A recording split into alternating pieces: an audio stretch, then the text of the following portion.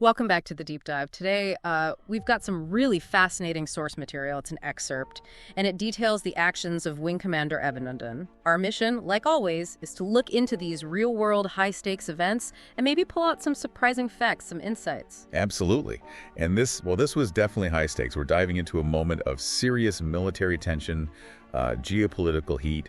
We'll focus on how, one person's actions can ripple outwards in these huge situations. Okay, let's just jump right in then. The source hits us with this almost, unbelievable detail right off the bat. Wing Commander Abhinandan flying, and the source calls it an outdated second-gen Russian relic MiG-21. Yeah, MiG-21. He somehow manages to shoot down an advanced fourth-gen F-16 after, entering Pakistani airspace. I mean, the technological gap there sounds immense. What does second-gen versus fourth-gen actually mean in the air like that? That's really the core of why this is so remarkable. A second-gen jet, like the MiG-21, think basic, visual combat, guns, maybe early missiles, it's older tech. Then you have the fourth-gen F-16. That's a massive leap. Advanced radar, avionics, beyond visual range missiles, it sees further, shoots further. So like a classic muscle car versus a modern fighter jet, almost. Pretty much, yeah. Way more sophisticated systems on the F-16. So the fact he even engaged, let alone scored a kill against an F-16, it really points to, exceptional skill, as the source suggests. Right. And what happens next, according to our source, is just as compelling. He gets shot down himself, he's captured, but the source makes a point of saying he stayed cool in custody. Yeah, that part's striking.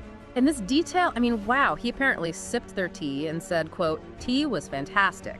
Ooh, that's not just a funny story, is it? What does that level of calm tell us? Especially when, as the source says, he was being pressurized to get information, but refused to leak any info. It tells us a lot. It speaks volumes about psychological resilience. Under that kind of extreme pressure, capture, interrogation, he maintained control. It wasn't just about not talking, that's SOP, standard operating procedure. It was the way he handled it. That calmness, the T comment, it's almost disarming his captors psychologically. Disarming them? How so? Well, you deny them the reaction they expect, maybe the one they want. You don't show fear, you don't break. Instead, you show this incredible, almost polite composure. It becomes a statement in itself.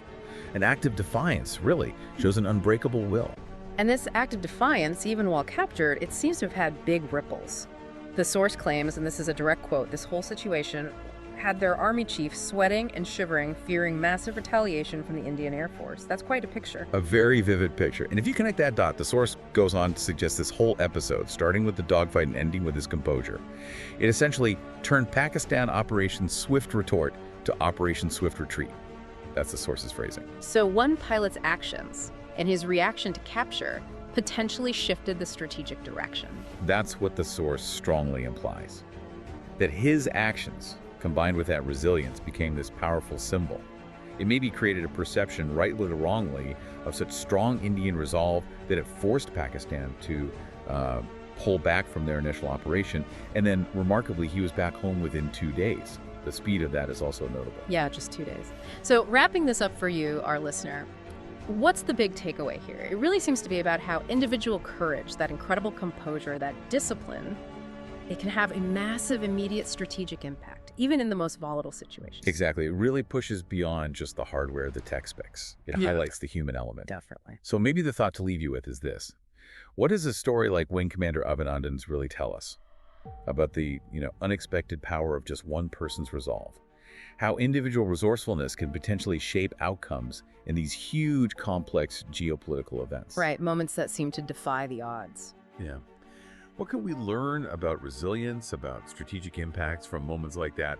Not just in war, but maybe in any really high-pressure situation we might face, something to chew on.